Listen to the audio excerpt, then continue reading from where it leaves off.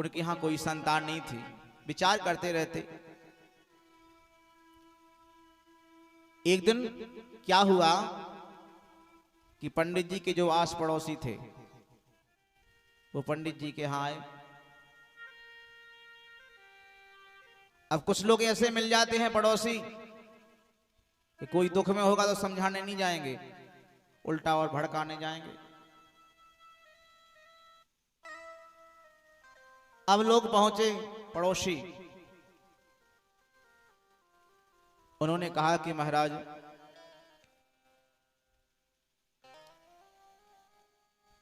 क्या पता आपकी जो घर में जो गाय है, हम तो सुनते हैं कि हर बार जितनी बार होती है बांझ हो जाती है। वो पंडित जी हमने ये भी सुना है आपके यहाँ के जो तुलसी का वृक्ष है वो सूख जाता है, हरा नहीं होता। तो पंडित जी ने कहा कि भैया हम क्या बताएं, गौ की सेवा रोज अपने हाथों से करते हैं, तुलसी के वृक्ष को रोज हम जल देते हैं, हम अपने हाथों से सेवा करते हैं, लेकिन पता नहीं क्यों गौ बांझ हो जाती, तुलसी का वृक्ष सूख जाता। पड़ोसी बोले महाराज हमें पता है क्या कारण है, क्या कारण है। पड़ोसियों ने कहा कि महाराज इसका यही मूल कारण है कि आप निसंतान हो, आपके यहां कोई संतान नहीं है, इसलिए सब हो रहा है। क्योंकि आपके यहां संतान नहीं है तो आपके द्वारा देवता न जल स्वीकार करते हैं, ना प्रसाद स्वीकार करते हैं, ना प्रार्थना स्वीकार करते हैं। इतना बड़ा विद्वान वो ब्राह्मण उन पड़ोसियों की बातों में आकर के रोने लगा, विलाप करने लगा कि आज हम समझ गए कि यही कारण है, अगर हमारे यहां संतान होती तो शायद ये नहीं होता। ये निसंतान होने के कारण हो रहा है। देवता पितर हमारी पूजा स्वीकार नहीं करते। वो पंडित जी ने क्या किया, रोते रोते वन में चले जाते हैं। वन में गए, विचार किया, मन में संकल्प किया कि जब तक हमें पुत्र प्राप्ति का वरदान नहीं मिलेगा हम यहां से लौट के नहीं जाएंगे, भले ही प्राणों का त्याग ना पड़े, लेकिन हम पुनः लौटकर बिना वरदान लिए नहीं जाएंगे। आसन लगाकर एक वृक्ष के नीचे बैठ जाते हैं। पंडित जी रुदन कर रहे हैं, विचार कर रहे हैं। तो जब भगवान की कृपा होती है, भगवत कृपा होती है तो सब कृपा हो जाती है। भगवान की प्रेरणा के द्वारा एक संत जी उसी रास्ते से जहां पंडित जी बैठे थे, उसी रास्ते से निकलकर चले जा रहे थे। अब माथे पर चंदन लगाए, मस्तक का तेज देखकर संत जी ने विचार किया कि लगता तो ब्राह्मण विद्वान है, लेकिन रो क्यों रहा है। तो उन्होंने कहा कि जरूर कोई बड़ा कारण होगा, रोने का बड़ा कारण होगा। संत जी पहुंच गए, ब्राह्मण से पूछा कि कथम रोदसी विप्रत्वम काते चिंतावलीयसी वदत्वम सत्वरम मह्यम स्वस्य दुःखस्य कारणम्। कथम रोदिषि विप्रत्वम,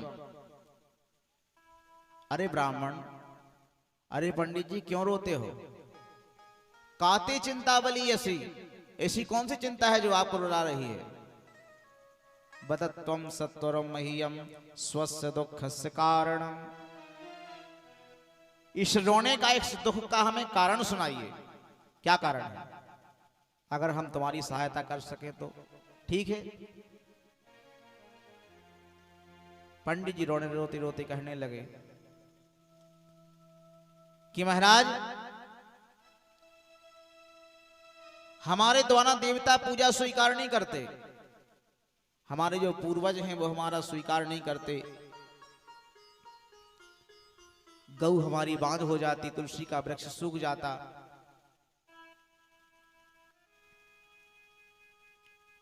तो महाराज हमारे यहां संतान नहीं, इसलिए सब हो रहा है। हम निसंतान हैं।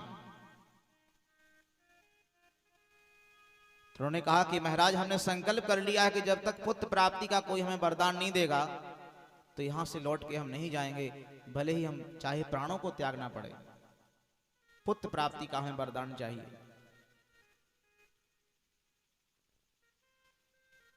तो पंडित जी ने कहा, जब संत जी से कहा तो उन्होंने कहा, संत जी समझाने लगे पंडित जी को। कहा कि आप इतने विद्वान ब्राह्मण होकर के इस संसार के चक्कर में पड़े हैं। आपके मन में जो पुत्र की कामना है, ये अज्ञान है। ये अज्ञान है। मुंचा ज्ञानम प्रजारूपम वलिष्ठा कर्मणो गति विवेकम तु समासाद्या त्यज संसार वासनम। मुंचा ज्ञानम प्रजारूपम बलिष्ठा कर्मणो गति। ये आपकी जो हृदय में पुत्र की कामना बैठी है, ये अज्ञान है, इसको त्यागो।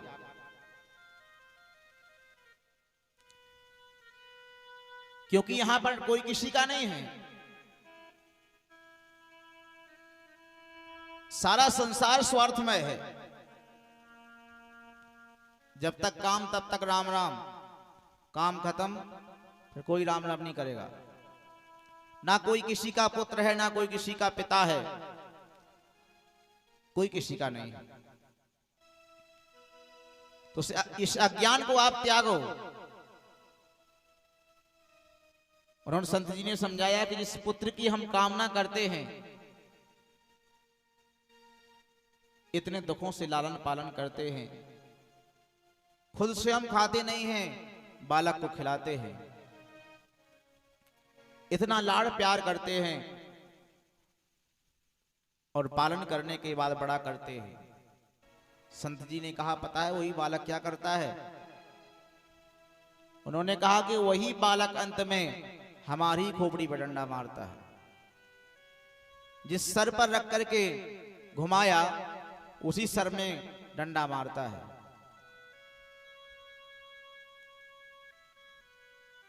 तो इसलिए महाराज इस अज्ञान को त्याग करके गोविंद का भजन करो। हां, अगर तुम्हें पुत्र चाहिए तो गोविंद को अपना पुत्र मानो। क्योंकि संसार के जो बालक है, जो पुत्र है, वो तो धोखा देंगे, लेकिन जो गोविंद रूपी पुत्र है वो आपको कभी धोखा नहीं देगा। इसलिए गोविंद को पुत्र मानो। अनन्य ममता विष्णु ममता प्रेम संगता भाव सैव सम्रात्मा बुधै प्रेमा निगद्यते। अनन्य ममता विष्णु, जितनी ममता हम संसार में कर रहे हैं, अगर उतने में से जरा सी भी भगवान के प्रति ममता कर ले तो जीवन धन्य हो जाएगा, गोविंद की प्राप्ति हो जाएगी। भगवान का चिंतन करना ही हमारे जीवन का आधार है। इस बात की गांठ लगा लो बिल्कुल। अगर हम यहां आए हैं और जीवन सुधारना है तो भगवान का भजन करना ही पड़ेगा। ऐसा नहीं चलेगा, केवल खाने पीने से काम नहीं चलेगा।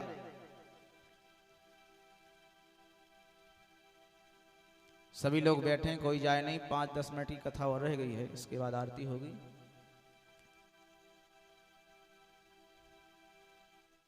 तो इसलिए जिस प्रकार से हमारा नियम चलता है दिन का, भोजन करना है तो करना है, ऐसे तो नहीं चलेगा कि 10-5 दिन खाओ नहीं। स्नान करना है तो करना है, स्नान वगैरह भी नहीं चलेंगे। अगर स्नान नहीं किए, 1 दिन नहीं करेंगे, 2 दिन नहीं करेंगे, लेकिन तीसरे दिन करना पड़ेगा। भोजन करना है तो करना है, स्नान करना है तो करना है, कहीं बाजार जाना है तो जाना है। तो इसी प्रकार ये भी पक्का कर लो कि भजन करना है तो करना है। ये भी दिन की जो दिनचर्या है उसी में शामिल है। एक बारी भगवान का और मन से नाम लिया जाए तो जाकर भव सागर से पार कर देता है। भगवान का नाम कैसा है, भगवान का नाम हमें सदैव चिंतन करना चाहिए कि अमृत है हरि नाम जगत में, अरे अमृत है हरि नाम जगत में, इस छोड़ विषय विष पीना क्या, हरि नाम नहीं तो जीना क्या, हरि नाम नहीं तो जीना क्या, हरि नाम नहीं तो जीना क्या। ओ अमृत है हरि नाम जगत में, अमृत है हरि नाम जगत में, इसे छोड़ विषय विष पीना क्या, हरि नाम नहीं तो जीना क्या, हरि नाम नहीं तो जीना क्या, हरि नाम नहीं तो जीना। जय हो।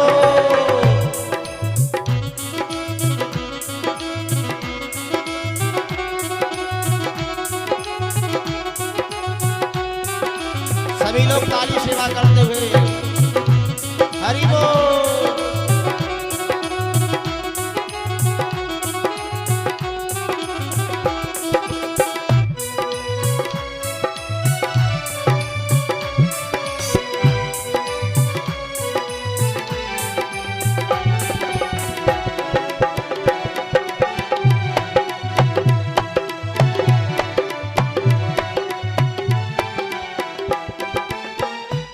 और काल सदा अपने रस डोले, ना जाने कब सिर चढ़ बोले, काल सदा अपने रस डोले, ना जाने कब सिर चढ़ बोले। हरि का नाम जपो निशिबासर, हरि का नाम हरि का नाम जपो निशिबासर, हरि का नाम जपो निशिबासर, इसमें अब बरस महीना क्या, हरि नाम नहीं तो जीना क्या, हरि नाम नहीं तो जीना क्या, हरि नाम नहीं तो जीना क्या। हो हरि बोल।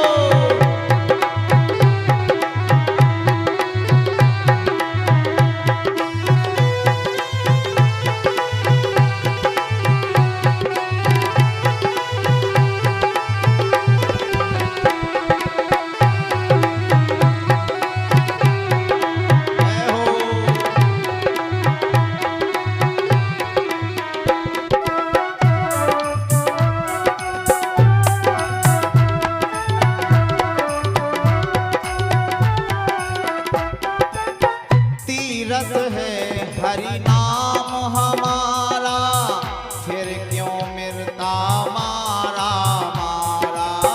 तीरथ है हरि नाम हमारा, फिर क्यों फिरता मारा माया। ओ तीरथ है हरि नाम हमारा, फिर क्यों फिरता मारा मारा। तीरथ है हरि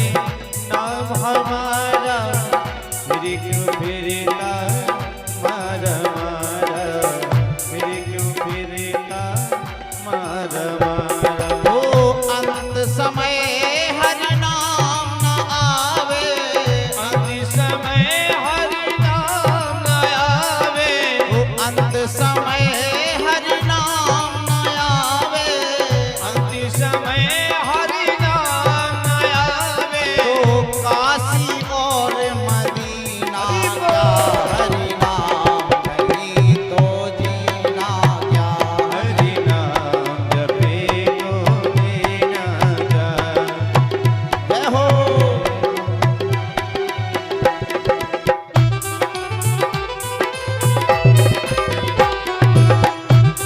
सभी लोग ताली सेवा करते हुए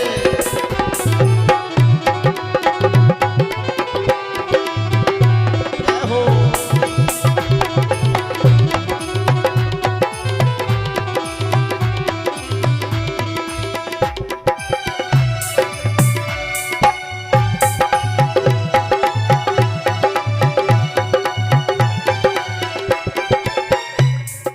व्यक्ति कैसा है, आभूषणों से अंग सजा रहा है, कभी ये पहनता है, ये शर्ट ठीक नहीं है दूसरी बदल लो, ये पैंट ठीक नहीं है दूसरा बदल लो। तो सच्चा भूषण क्या है, ये आभूषण भूषण नहीं है। भूषण से सब अंग सजावे, रसना पे हरि नाम न आवे। भूषण से हरि अंग सजावे, रसना पे हरि नाम न आवे। भूषण से सब अंग सजावे, रसना पे हरि नाम न आवे। रसना पे हरि नाम न आवे, रसना पे हरि नाम न आवे। वो देह पड़ी रह जाए यहीं पर, वो देह पड़ी रह जाए यहीं पर, कुंडल और नगीना क्या हरि नाम नहीं तो जीना क्या। हरि नाम जपे तो दीना जाए, हरि नाम जपे तो दीना जाए। ओ अमृत है हरि नाम जगत में, अमृत है हरि नाम जगत में, इसे छोड़ विषय विष पीना क्या हरि नाम नहीं तो जीना क्या। हरि नाम जपे तो दीना क्या हरि नाम नहीं तो जीना क्या। हरि नाम जपे तो दीना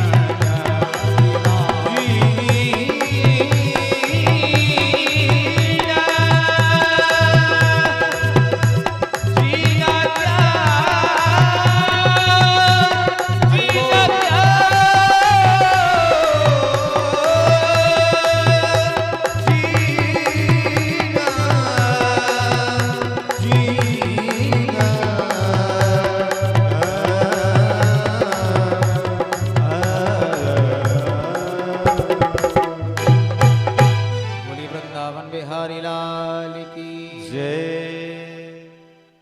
संत जी ने समझाया कि महाराज इस मोह को त्याग करके भगवान का भजन करो। कहाँ किसका कौन पुत्र है। श्री राधे। और ये ठाकुर जी के चरणों में 21 रुपए का दान आया है।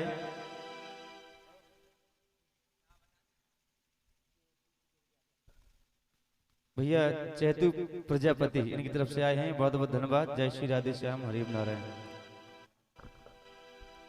तो कहा किसको त्याग करके परमात्मा का भजन करो। पंडित जी बोले ऐसे नहीं मानेंगे, हमने संकल्प किया है, अगर महाराज हमें प्रवचन देना है तो अपने घर जाओ, हम प्रवचन सुनने नहीं बैठे हैं, हमें तो पुत्र प्राप्ति का वरदान चाहिए, आपके बस की बात हो तो बताओ।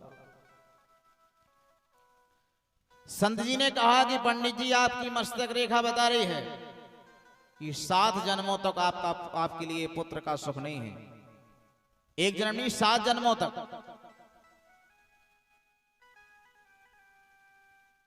पंडित जी ने कहा कि आप तो संत हैं, आप चाहो तो हमारी मस्तक की रेखा सारी बदल दो, दूसरी रेखाएं कर दो, लेकिन हम पुत्र प्राप्ति का वरदान बिना लिए नहीं जाएंगे। पुत्र प्राप्ति का वरदान चाहिए।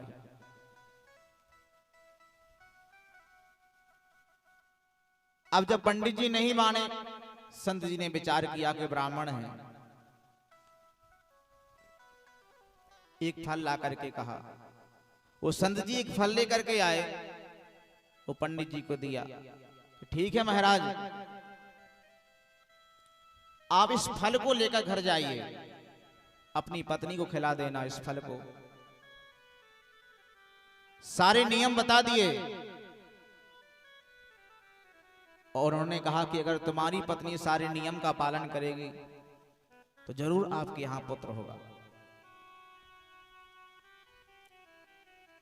अब आत्मदेव उस फल को लेकर के संत जी को प्रणाम करके अपने घर आ जाते हैं। धुंधली को उस फल को दिया, कहा कि देवी इस फल को हमें संत जी ने दिया है, उन्होंने बताया है कि इस फल को खाने से हमारे यहां पुत्र का जन्म होगा। सारे नियम बता दिए, इस प्रकार नियम करना है। अब इधर जैसे ही पंडित जी इस फल को देकर गए, धुंधली ने विचार किया। उसकी जो सहेली थी वो सहेली के पास पहुंची। जिस सहेली से वो ज्यादा प्रेम करती थी उसके पास पहुंची। उसको सारी कथा सुनाई कि पंडित जी ऐसा फल लेकर के आए हैं, कहते इसको खाने से हमारे यहां पुत्र होगा। तो सहेली ने बताया कि तुम्हें पता है कि पुत्र कैसे होता है? तुमने जल्दी कह दिया कि पुत्र होगा। पुत्र ऐसे ही नहीं हो जाता। अब तुम्हारे यहां हुआ नहीं, तुम्हें क्या पता। और जो सहेली थी उसके यहां 6 बालक हो चुके थे, 7वां होने वाला था। उसने कहा तुम्हें क्या पता।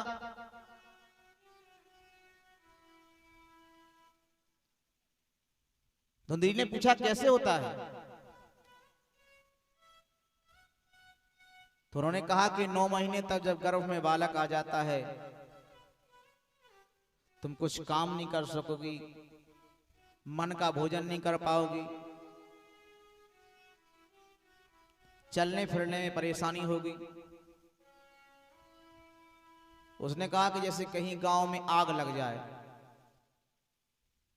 जोर की आग लग जाए, तो गांव के जो लोग हैं वो तो सब भाग जाएंगे, तुम कहां फिरोगी? इस अवस्था में कैसे भागोगी अगर भागना पड़े तो?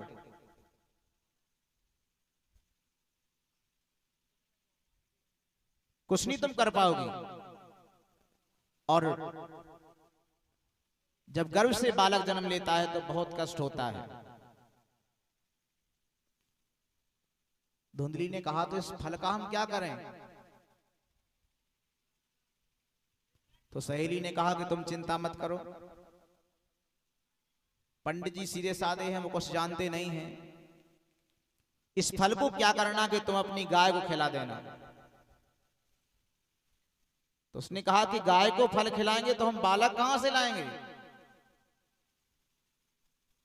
सहेली ने कहा कि तुम चिंता मत करो, जो हमारे यहां 7वां होने वाला है, इस बालक को हम चुपके से तुम्हें दे जाएंगे। पंडित जी कुछ जानते नहीं हैं, तुम कह देना कि बालक हो गया।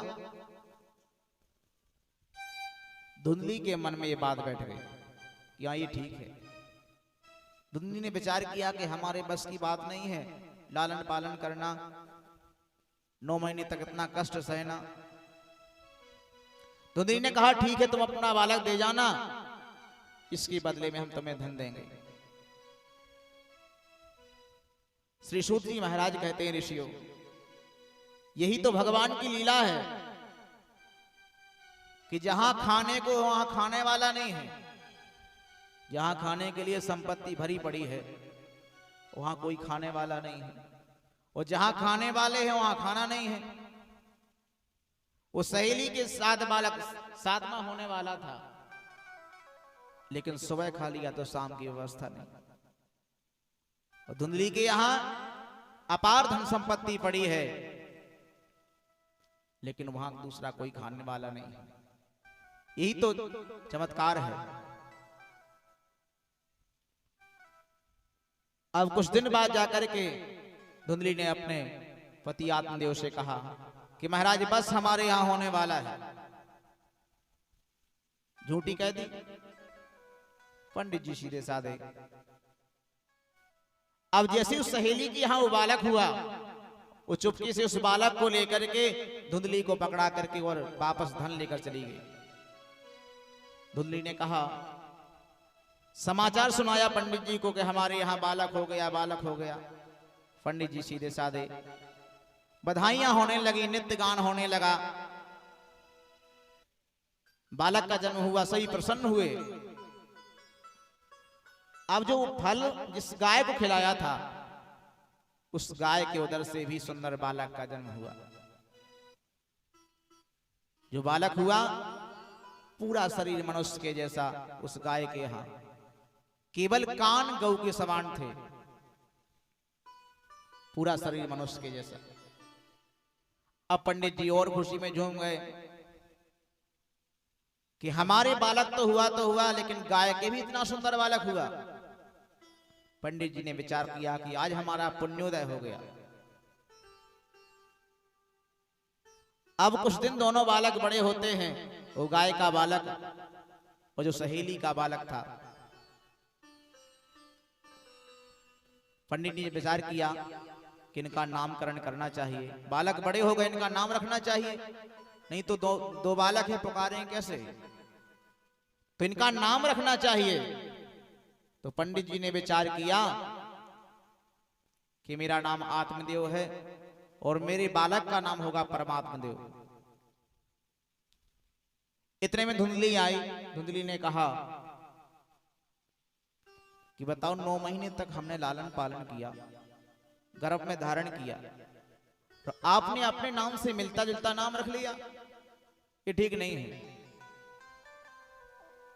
अब पंडित जी ने विचार किया, चलो ठीक है, तो तुम अपने नाम से मिलता जुलता रख लो, हमें कोई परेशानी नहीं, लेकिन शांति हो। धुंधली ने कहा कि हमने गर्भ में धारण किया है तो हम अपने नाम से मिलता जुलता ही रखेंगे। धुंधली कहने लगी कि मेरा नाम धुंधली है और मेरे पुत्र का नाम होगा धुंधकारी। उस गाय के जो बालक हुआ उसका नाम रखा गौकर्ण। पूरा शरीर मनुष्य के जैसा, केवल कान थे गौ के समान, इसलिए नाम रखा गौकर्ण। कुछ दिन बाद बड़े हुए तो गौकर्णा पंडितो ज्ञानी धुंधकारी महान खला।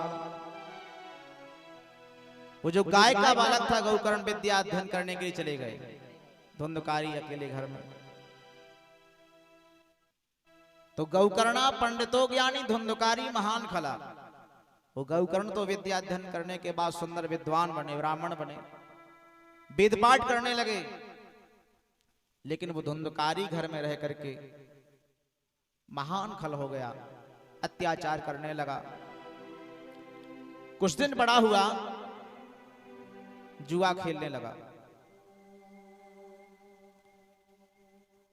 अब एक तो घर में एक बालक, गौकर्ण जी चले गए विद्या अध्ययन करने के लिए, अकेला बालक, और इतने कष्ट भोगने के बाद बालक हुआ। तो धुंधकारी क्या करे कि माता से 10 रुपए मंगावे, माता 50 को निकाल कर देवे।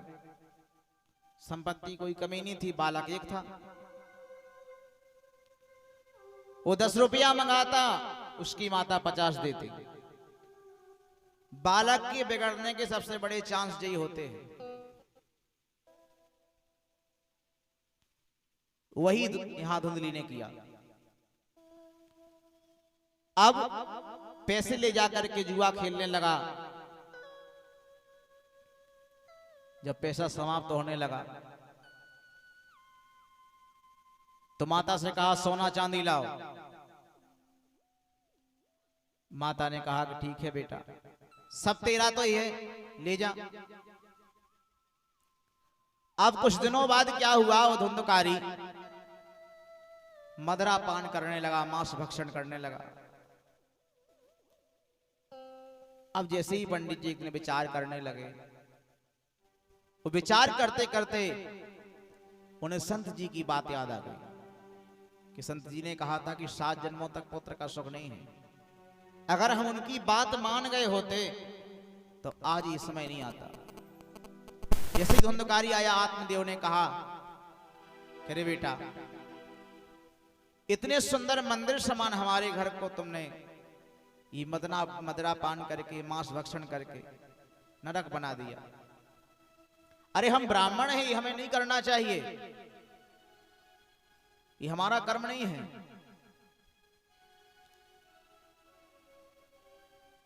धुंधकारी डांट करके बोला कि तुम वृद्ध हो गए हो, तुम्हारी बुद्धि खराब हो चुकी है, शांत बैठे रहो। आत्मदेव को बड़ा कष्ट हुआ,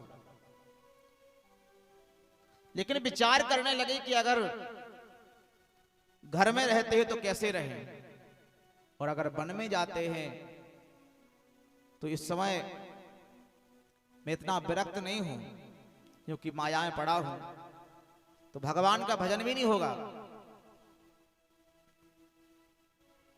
तो उन्होंने कहा, इतने में गौकर्ण जी विद्या अध्ययन करने के बाद उनका आगमन होता है। तो गौकर्ण जी बड़े विद्वान थे, वो आत्मदेव के पास जाकर बोले। जैसे ही आत्मदेव रोने लगे तो गौकर्ण ने कहा कि पिताजी क्यों रोते हो? तो सारी कथा सुनाई कि तुम्हारे भाई धुंधकारी ने इस सब घर में क्या कर दिया, सबको समाप्त कर दिया, पैसा समाप्त हो गया, मदरा पान कर रहा है, मांस भक्षण कर रहा है। अब बेटा तुम ही बताओ हम क्या करें, वन में जाएं तो भजन कैसे करें, क्योंकि इतना मन अभी विरक्त नहीं है, परमात्मा का हम भजन कैसे करेंगे। तो गौकर्ण जी ने जाकर के बड़ा सुंदर उपदेश दिया कि देहेस्ति मांस रुधिरै भ्रमतिं त्यजत्वं जाया सुताद सदा ममता विमुंचा। इस प्रकार से जाकर के उन्होंने समझाया, देहेस्ति मांस रुधिरै भ्रमतिं त्यजत्वं। उन्होंने कहा कि सबसे पहले पिताजी अपने मन से अभिमान निकालो कि जो मैं हूं वो जाकर के आत्मा है, शरीर नहीं है, और जो आत्मा है वो सदैव अजर अमर रहती है, वो कभी ना मरती है ना कभी जन्मती है। क्योंकि जो मैं हूं वो शरीर नहीं है, शरीर तो आ जाएगा चला जाएगा, जाता शरीर है, और शरीर का संबंध है संसार से, आत्मा का संबंध है परमात्मा से। तो शरीर के प्रति जो देह का अभिमान है उसको त्याग करके परमात्मा का भजन करो। उसी समय जाकर के आत्मदेव जी और वन में चले जाते हैं। वन में जाकर के भगवान का श्रीमद् भागवत का 10वें स्कंद का पाठ करने लगे,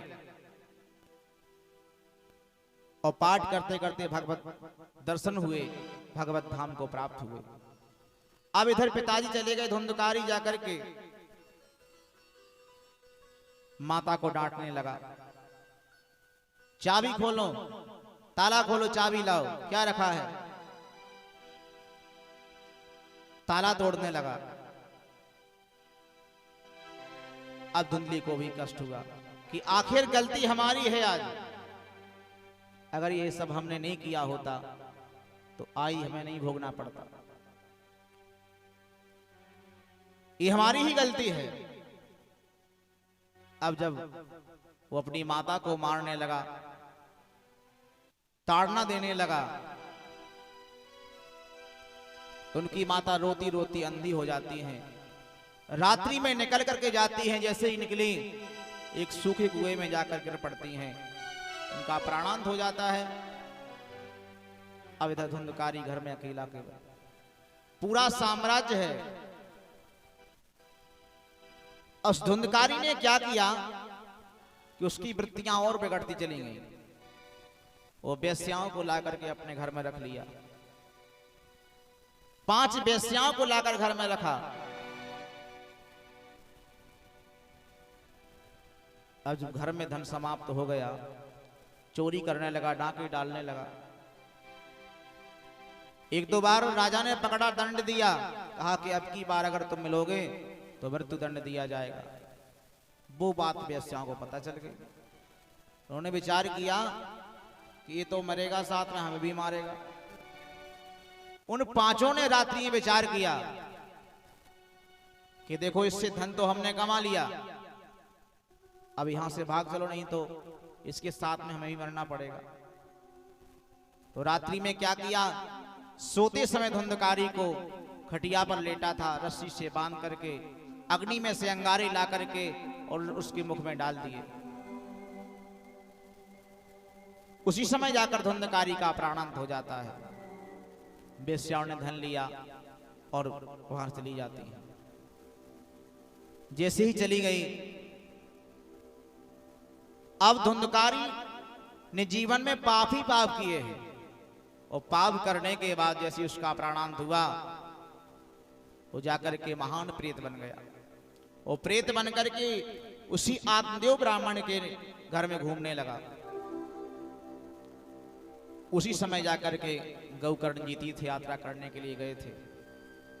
तीर्थ यात्रा करने के बाद ऐसे ही लौट करके आए और रात्रि में पहुंचे, घर का द्वार खोला,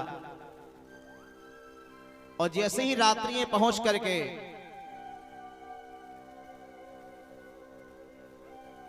और विचार किया कि भगवान का भजन करना चाहिए, क्योंकि जिस समय सारा संसार सोता है, जो संयमी पुरुष होते हैं उस समय भगवान का भजन करते हैं। या निशा सर्वभूतानां तस्या